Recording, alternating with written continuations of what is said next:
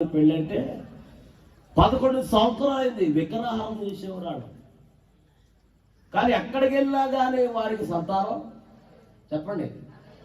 ఒక రోజున మా పిన్ని గారు చర్చికి వెళ్తుంది. ఆవిడ చర్చికి వెళ్తామంటే మా అమ్మగారిని తీసుకెళ్ళి చర్చికి పాస్టర్ గారికి పరిచయం చేసి, ఈవిడ మా అక్క అండి, మా అక్కకి పిల్లలు లేరండి, అయ్యగారు ప్రార్థన చేయమంటే ప్రార్థన చేసి అయ్యగారు ప్రార్థన చెప్పారంట, నీకు బాబు పడుతాడమ్మా అన్నాడంట.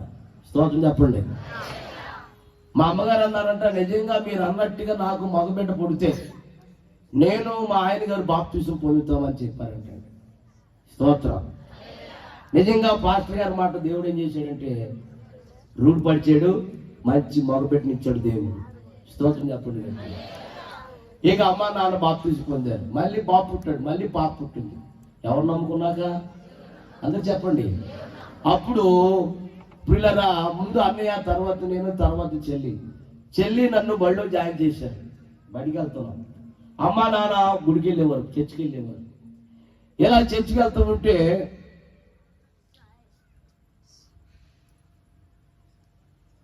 కూర్చో, లేకపోతే తీసుకో వీడియో, మరి కూర్చో తెచ్చుకో, అక్కడ ఉన్నది అదేదో అక్కడ ఉన్నవాడు ఇక్కడ దాకా లేడు, చర్చిలో లేడు. ఇప్పుడు ఆ గట్టు మీద వచ్చేసాడు. ఇప్పుడు స్తోత్రం చెప్పండి గట్టిగా. హల్లెలూయా. పిల్లరా, మా నాన్నగారు మా అమ్మ చెల్లిని నన్ను బడిలో జాయిన్ చేశారు. చదువుకునేటప్పుడు నన్ను సినిమాటలు తీసుకెళ్ళిపోయారు.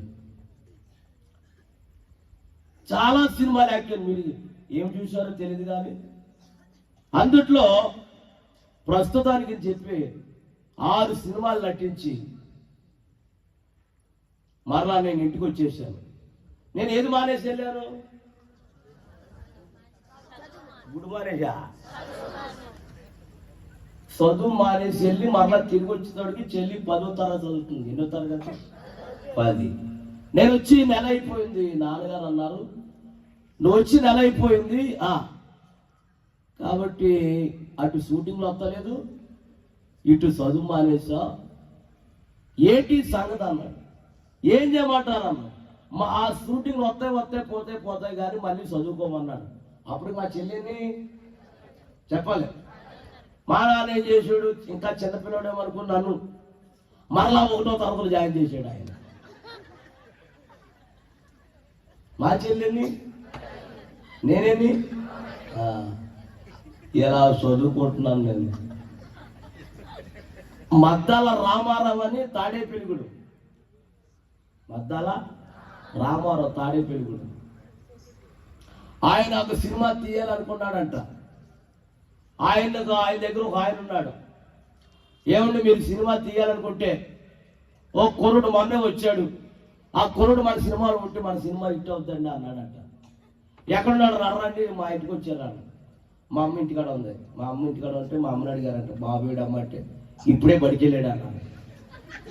అందుట్లో ఒక ఆయన అన్నాడంటే, ఇప్పుడు బడికి వెళ్తామంటే ఆయన చాలా పెద్దోడు కాదన్నాడు.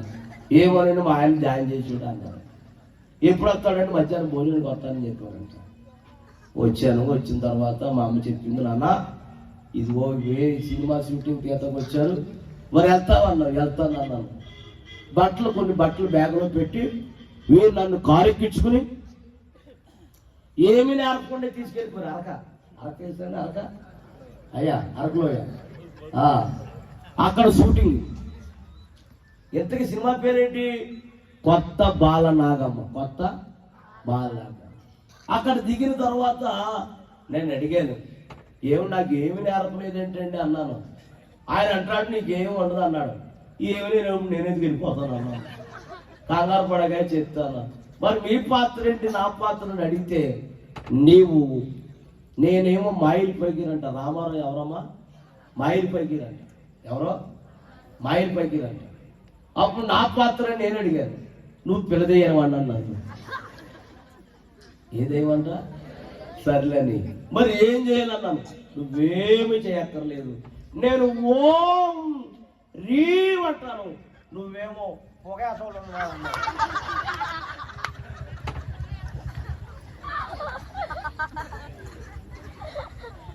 ఏమేయాలంట? ట్రైనింగ్ లేదు, ఏమీ లేదు. ఒక ఆయన పొరుడు వచ్చి 2 గొర్రె గారు లోపలికి అన్నాడు. లోపలికి ఎందుకు అన్నాను? మీ మొఖానికి రొంగేయాలన్నాడు. అసలే ఎరుపు కదా ఏమండే, ఈ ఎరుపుగా ఎరుపు పట్టుకొచ్చేసాడు. అది నలుపే, ఇది నలిపే. నలుపైపోయి తారు డబ్బా కన్నా ఏనమైపోయింది. దాని తగ్గ నల్ల గౌరేశాడు, నల్ల విగ్గి పెట్టాడు. బాబు ఒకసారి అర్థమెత్తావన్నాను. ఆయన అంటాడు, నేనేసినట్టుగా నాకే భయం వేస్తున్నాను, మరలా మీరు అర్థం చూస్తే పారిపోతామన్నా. వద్దులే బాబు చూసుకోండి. ఆయన అర్జెంటుగా బయటికి వెళ్ళాలన్నాను. ఇలాగే డ్రెస్తో బయటకు వెళ్తుంటే బయట 2 కుక్కలు రెడీగా ఉన్నాయి. మరి ఎందుకున్నాయో ఎలెట్టారో ఏంటో తెలియదు. మొత్తానికి బయటకు వెళ్ళకుండా భయం వేసిపోయి లోపలికి వచ్చేసాడు. ఆయన అక్కడే ఉన్నాడు. ఏంటి ఇలాగెళ్ళి వచ్చేసేవాళ్ళు? పని అయిపోయింది బాబు అన్నాను. సర్లే మంతు ఇచ్చాడు. ఆ మంతులో నెప్పులున్న యాపరెడ్డి ఇచ్చాడు, సాంబారని ఇచ్చాడు. అప్పుడు అన్నాను, ఏమండే భయం వేస్తుందండి అన్నాను. ఏమవుతున్నాను వేసేస్తున్నాడు. ట్రైనింగ్ ఉంటే భయపడేవాడిని మొదలెట్టాడు. ఓం రీ అంటున్నాడు. ఏమేయాలి? పొగేసేస్తూ ఉంటే నాకు చెప్పాలి ఏమని? బాబు నీవు పొగేస్తూ ఉండగా నీ వెనకాల బాంబు పెడతావు అని చెప్పాలి. చెప్పాలి వద్దా? చెప్పరేంటండి? ఎప్పుడు చెప్పాలి? పెట్టేటప్పుడు చెప్పాలి. ఆడు పెట్టకుండా ఎప్పుడు వచ్చేసాడు. ఎంతలా ఉందో ప్లాస్టిక్ బాంబు అంట. అక్కడ చుచ్చులోకి తీసి వెళ్ళిపోతుందంట. అది ఎప్పుడు చెప్పాలి? పెట్టు ముందు చెప్పాలి. చెప్పకుండా ఎప్పుడు వచ్చేసాడు.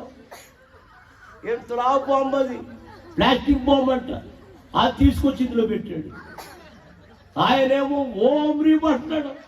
నేనేమో ఏ చేస్తుంటే అది ఇందులో పెట్టాడేమో పెరిగిపోదా పేరిపోయి బదలైపోయింది.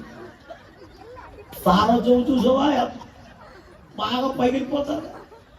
అలా పగిలిపోతుందండి. అమ్మా భయం వేసి కేకలేసి అది బాబురే కాపాడరే ఆడంటారు. పడవో ఓ దగ్గర నుంచి పడిపోతుంటే పడవో నువ్వు పడకుండా చుట్టూ ఏమెట్టావు? వల పెట్టావు అన్నారు. కానీ చాలా ప్రమాదమైంది. చూసా, ఆ రోజు నేను మట్టికి వల మీద పడితే ఈరోజు ఈ సభలకు వచ్చేవాడిని. చెప్పండి, యేసుప్రభు దగ్గరికి వచ్చేవాడిని. అక్కడ ఏం జరిగిందంటే వాడు కూడా తెలియదండి. ఇటువంటి ఓస ఇంకా సమయం ఉంటుంది.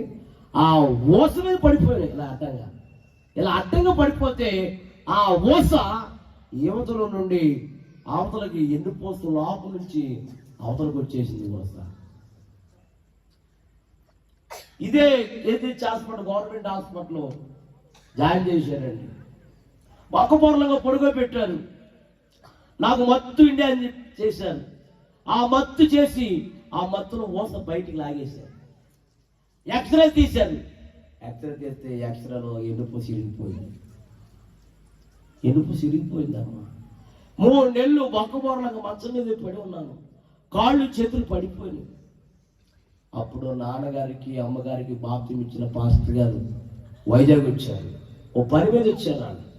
అప్పుడు రేపు మన విశ్వాసుల అబ్బాయి యాక్సిడెంట్ అయింది కదా, ఒకసారి పలకరించి ప్రార్థన చేసి వచ్చేద్దామని అయ్యగారు వచ్చారు. అప్పుడు నా పేరు శ్రీను. శ్రీను ఎలా ఉందన్నారు. అయ్యా పోటు తట్టుకోలేకపోతున్నానండి, విపరీతమైన పోటు వచ్చేస్తుంది అన్నప్పుడు అయ్యగారు అన్నారు, ప్రభు స్వస్థపరుస్తాడు, ఎవరికి చేయేస్తారని చేసి ప్రార్థన చేసి ఆ ప్రార్థనలో ప్రవచనం ఎత్తాడు. నా కుమారుడా శ్రీను, ఈ రాత్రి 2:30 గంటలకి నేను నిన్ను స్వస్థపరచబోతున్నాను, ఇదే యెహోవా వాక్కు అని చెప్పాడు.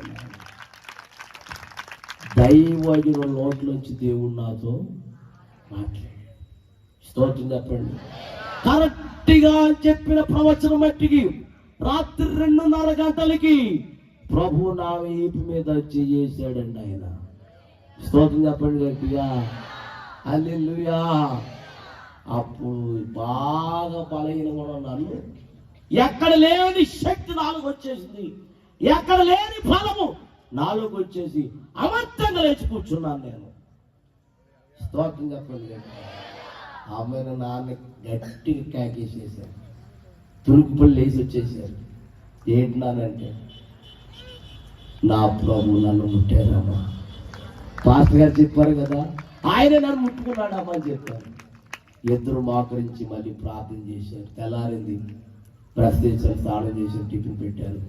ఉదయం 10 గంటలకి డాక్టర్ గారు రూమ్కి వస్తాడు. ఆయన నా రూమ్కి వచ్చేటప్పటికి, ఆయన వచ్చేటప్పటికి నేను లేచి కూర్చున్నాను. నేను లేచి కూర్చుంటే ఆయన ఆశ్చర్యపోయాడు. ఆయన ఇదేంటిది, నడుమిరిపోయి ఇలా కూర్చున్నాడండి.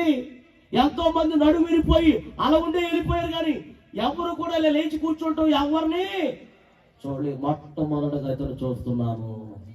స్తోత్రం చెప్పండి. ఏం జరిగింది? అప్పుడు అమ్మ చెప్పిందంట, అయ్యా నా కుమారుని యేసయ్య స్వస్థపరిచాడండి. స్తోత్రం చెప్పండి. మరలా ఏం చేశాడు డాక్టర్ తెలుసా? మళ్ళీ ఆపరేషన్ థియేటర్లో తీసుకెళ్ళి మళ్ళీ ఎక్స్రే తీస్తే 2 ఎక్స్రేలు ఏమొచ్చింది తెలుసా? ఇరిగిపోయిన ఎన్నుపూస అలా అతికిపోయినట్టుగా దేవుడు చూపించేశాడు. ఎంత ఆశ్చర్యకరంగా. ఆయన నేను సేవ చేస్తాను ఏంటండి, నేను పాస్టర్ అవ్వచ్చు ఏంటండి, నేను వాక్యం చెప్తాను ఏంటండి, చాలా ఆశ్చర్యం అయిపోయింది. స్తోత్రం. మీరు ఏ దేవుడు నమ్మారో ఆ దేవుడు గొప్ప దేవుడు అని చెప్పాడు. స్తోత్రం చెప్పండి.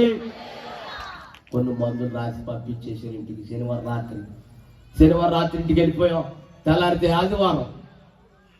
అమ్మగారు చెప్పారు, నాన్న నువ్వు చెల్లి మందిరానికి వెళ్ళండి అన్న. ఆదివారం నాడు మాకు సిగ్గా అమ్మ, తప్పు. దేవుడు నిన్ను ఏం చేశాడు? స్వస్థపరిచాడు కాబట్టి నువ్వు చెల్లి వెళ్ళాలన్న.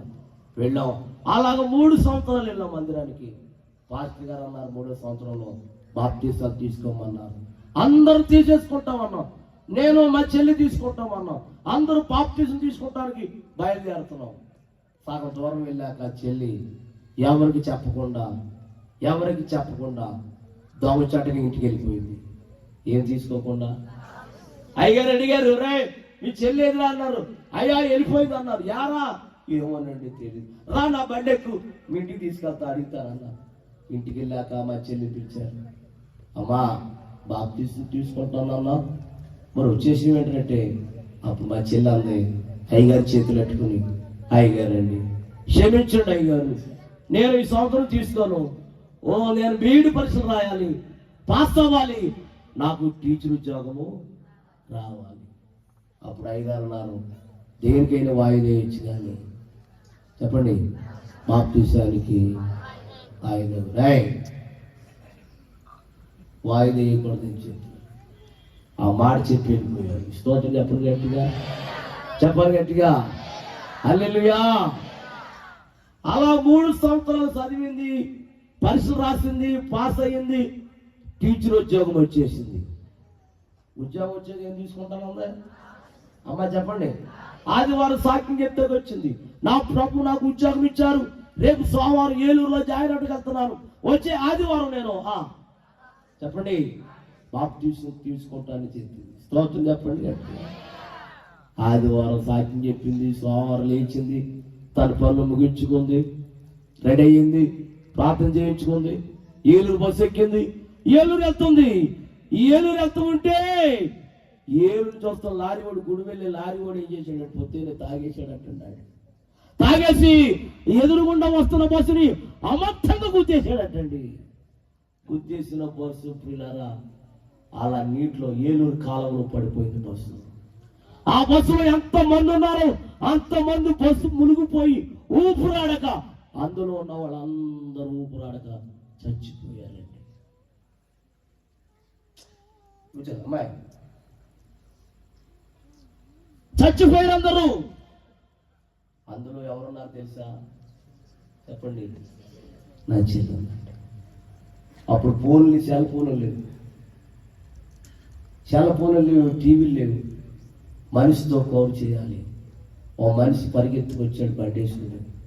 మా నాన్న బయటికి పిలిచి, ఒరే మీ పాప బస్సులో నీటిలో మునిగిపోయి చనిపోయిందిరా. ఆవిడొక్కతే కాదు, చాలా మంది చనిపోయారు. పోలీసులు పోస్ట్ మార్క్ తీసుకెళ్ళిపోయారు. తట్టుకోలేకపోయామండి. చెల్లెంటే నాకు ప్రాణం. చెల్లెంటే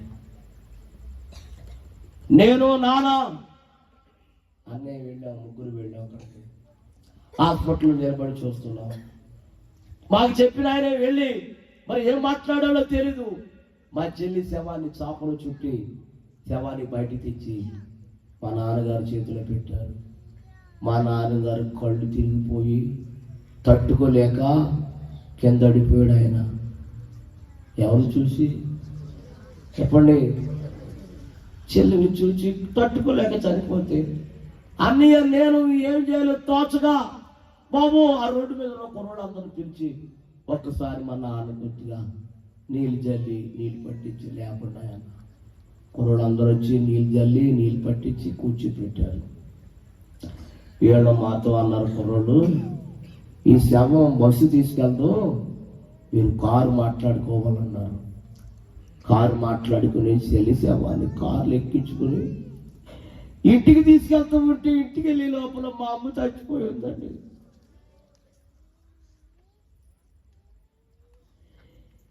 జనం అందరూ చుట్టూ ముగేశారు. ఏంటి జనం అని ఆ జనాన్ని తప్పించుకుని వెళ్తే మధ్యలో మా అమ్మ చచ్చిపోయి ఉందండి. ప్లేట్ నిండా అన్నం అలాగే ఉండిపోయింది.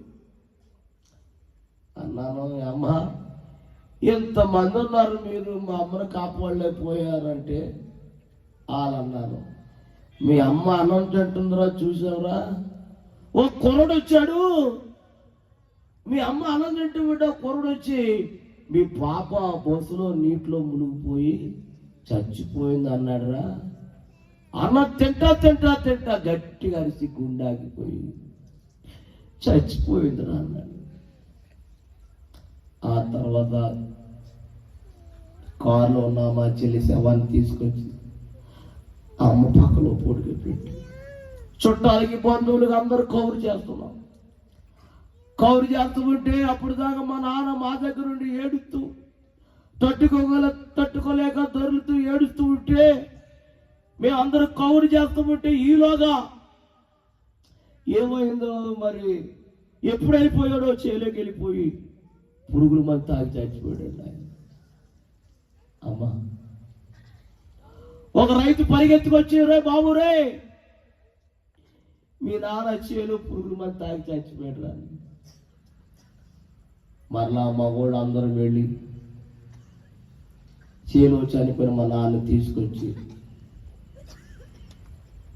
మా అమ్మ పక్కన పడుకోబెట్టాడు. ఆ రోజు ఇంచుమించు 4 గంటలు అవుతుంది సాయంత్రం. చెల్లిని అమ్మని నాన్న ఒక్కరోజు సమాధి చేసేసేవాడిని. తట్టుకోలేకపోయేవాడిని మేము.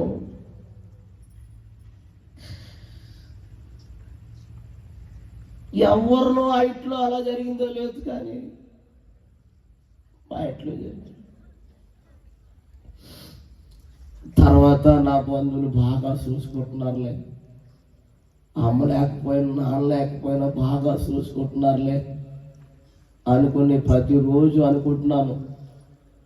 ఒక రాత్రి ఏం జరిగిందో ఏంటో తెలియదు. ప్రతిరోజు అత్తాకగా పెట్టేవారు భోజనం, కానీ ఆ రోజు ప్లేట్ నిండా అన్నం పెట్టారు. ఈ రోజు ఏంటి నాకు ప్లేట్ నిండా అన్నం పెట్టారని అనుకుంటున్నాను. అన్నం కలుపుతున్నాను, మొద్దు పెట్టుకుంటున్నాను. మొద్దు పెట్టుకుని లోపల మగోళ్ళు వచ్చారు. ఒరే వీటి మీద సంతకాలు ఎట్టమన్నారు. దేనికి ఎందుకని అడగలేదండి, పెట్టేసారు సంతకాలు. ఈ కాగితాలు పట్టిపోయారు మగోళ్ళు. మరలా అన్నం తిందామని చెయ్యి లోపలెట్టేటప్పటికి ఆడోళ్ళు వచ్చారు. ఆడోళ్ళు వచ్చి ఏం చేశారు తెలుసా?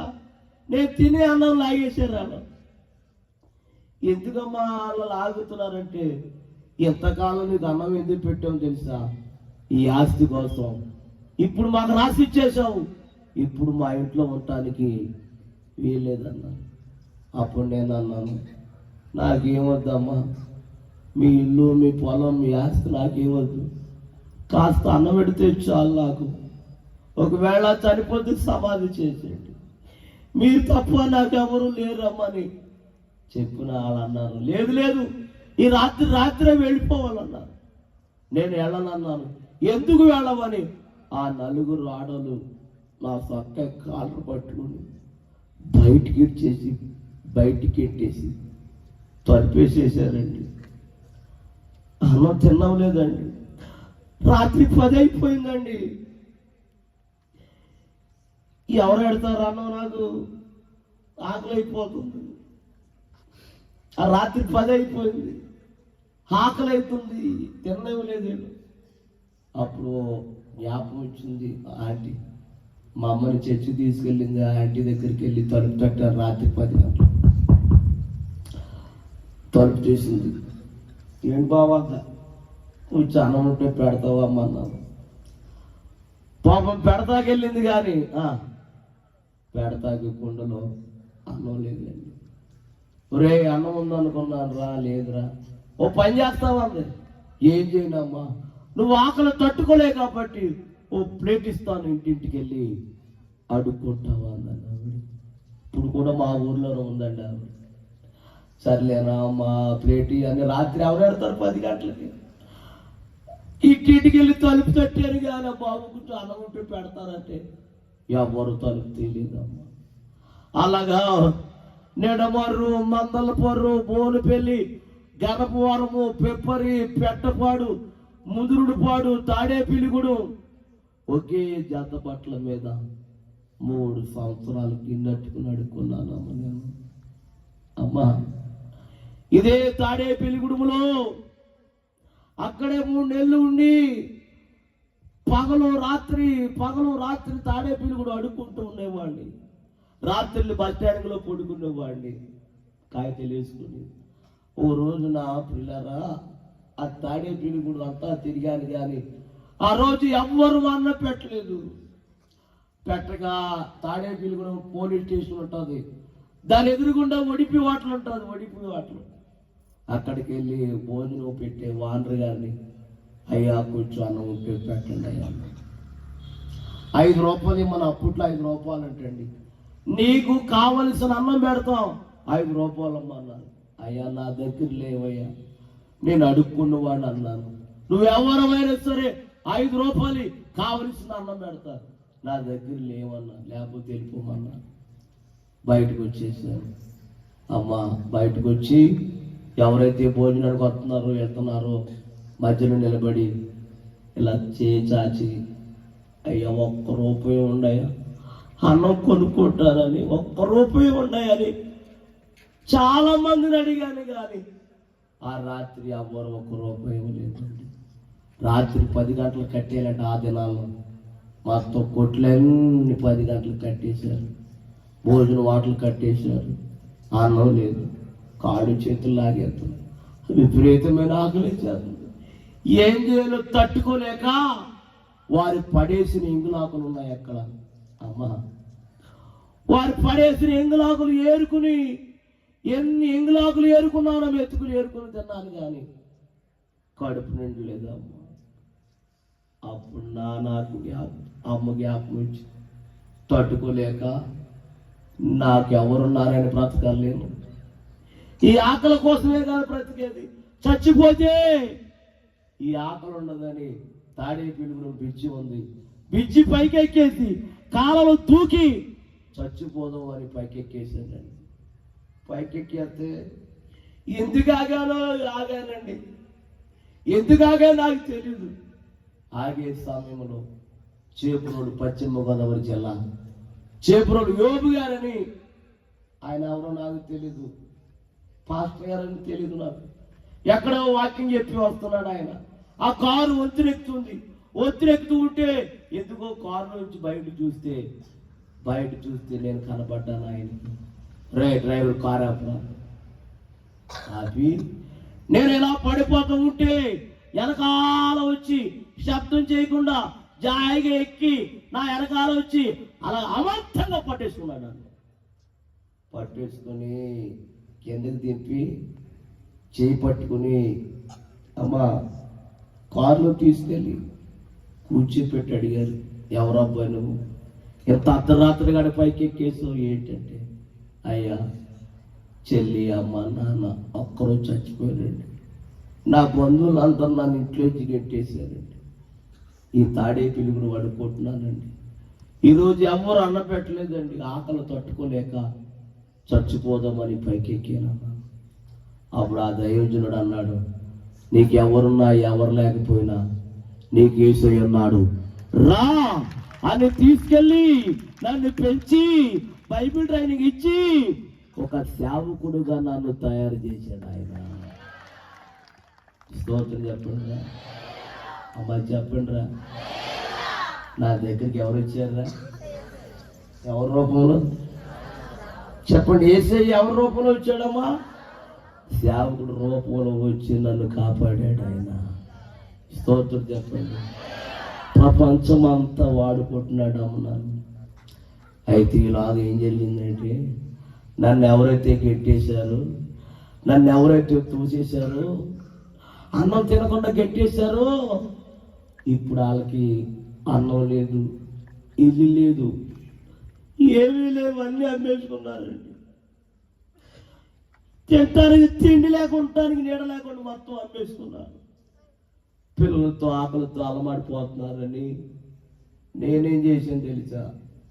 నాకు అన్యాయం చేసినా పర్లేదు కానీ వాళ్ళందరిని తీసుకొచ్చి మా ఇంట్లో పెట్టుకున్నాను అమ్మ. నేను అమ్మా వాళ్ళందరిని తీసుకొచ్చి మా ఇంట్లో పెట్టుకున్నాను. భారమైన కష్టమైన మా ఇంట్లోనే ఉన్నాను. ఒకప్పుడు నన్ను ఏం చేశారమ్మా? చెప్పండి అమ్మా, నేనేం చేశాను రా? ఎవరిని బట్టి? యేసయ్యని బట్టి.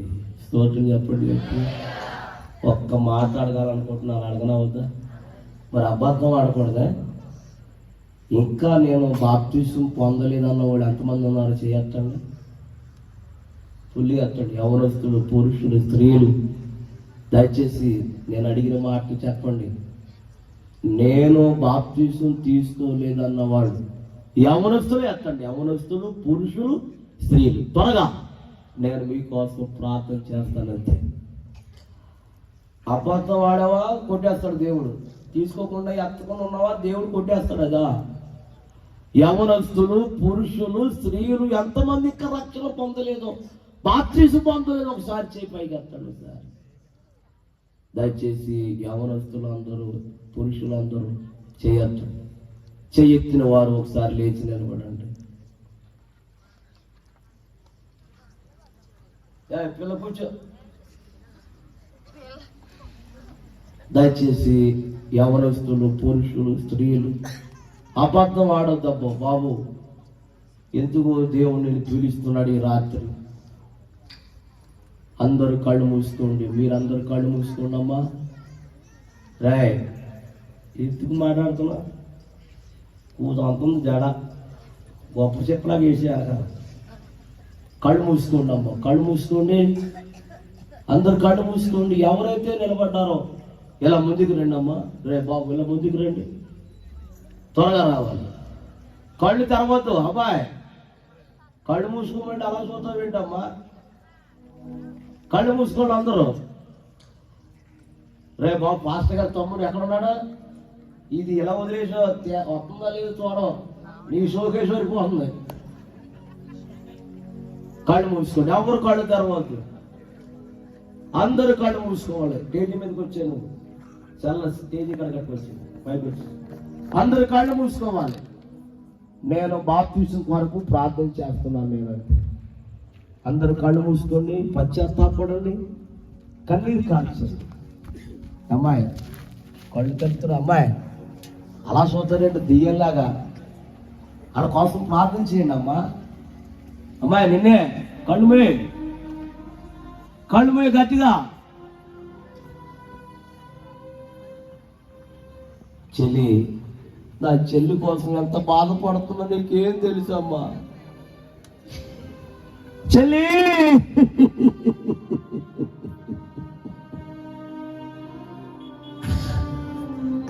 చెల్లి చనిపోయిందమ్మా.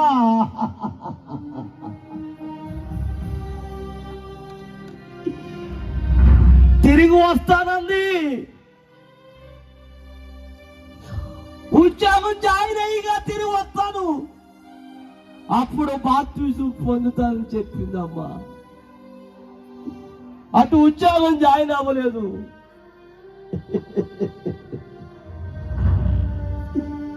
చనిపోయి ఇంటికి వచ్చిందమ్మా. చెల్లి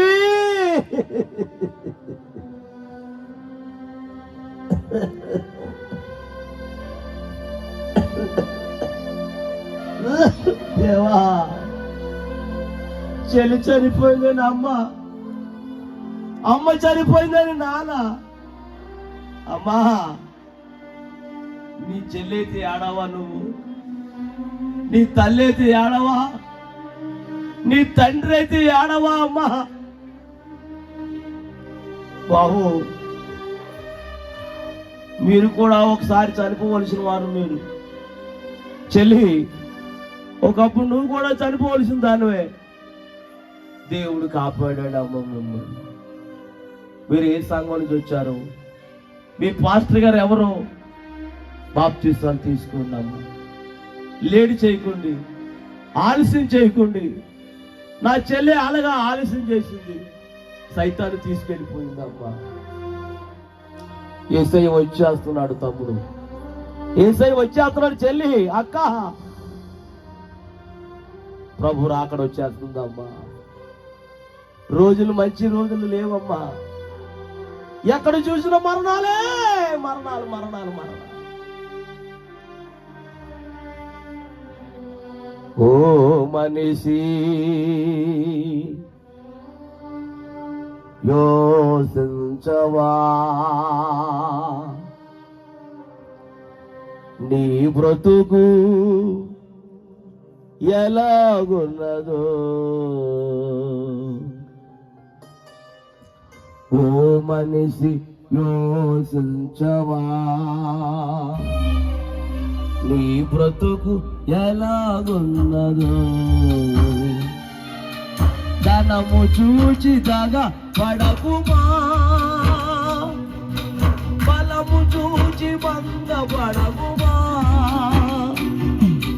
ధనము చూచి దగా పడకుమా, బలము చూచి భంగపడకుమా. ఆ రోజు శ్రమ నుండి తప్పించి కాదుడు, ఆ రోజు శ్రమ నుండి తప్పించి కాదుడు లేడు. అదే అదే ఆ రోజు, యేసయ్య ఉగ్రత రోజు, నా శ్రమల రోజు. పాపులంతా ఎదుర్చి పోదు, అదే అదే తల్లి జాడ పిల్లగులేగా, పిల్లజాడ తల్లి రాగా, తల్లి జాడ పిల్లగులేగా, పిల్లజాడ తల్లి రాగా.